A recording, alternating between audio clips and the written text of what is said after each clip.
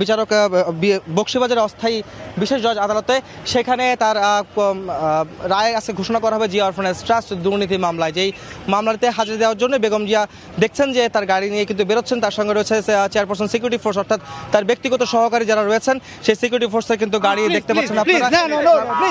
আমরা দেখছেন যে তার গাড়ি ভাড়ার সঙ্গে বেরিয়েছে, আমরা সেদিকে যাচ্ছি এবং নিরাপত্তার ক্ষেত্রে যদি বলা যায় যে নিরাপত্তার ক্ষেত্রে তার কিন্তু গাড়ি বহরের সঙ্গে তার ব্যক্তিগত সহকারী ব্যক্তিগত নিরাপত্তার গাড়ি বহর রয়েছে এবং সেই সঙ্গে আইন শৃঙ্খলা রক্ষাকারী বাহিনী গাড়ি রয়েছে।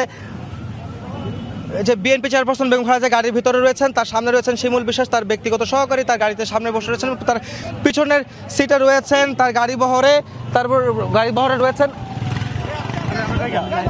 আমি যাবো, আমি কথা ভাইয়া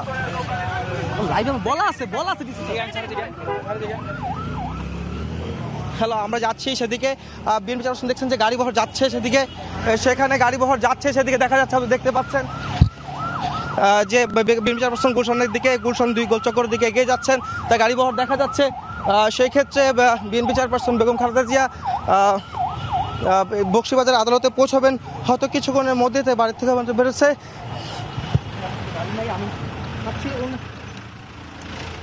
সেখানে BNP chairperson Begum Khaleda Zia hello ভাই, সেক্ষেত্রে বিএনপি চেয়ারপারসন বেগম খালেদা জিয়া হয়তো 15 থেকে 20 মিনিটের মধ্যে কিন্তু বকশীবাজারে অস্থায়ী বিশেষ যে আদালতটি রয়েছে। দর্শক আপনারা দেখতে পাচ্ছেন যে বেগম খালেদা জিয়ার গুলশান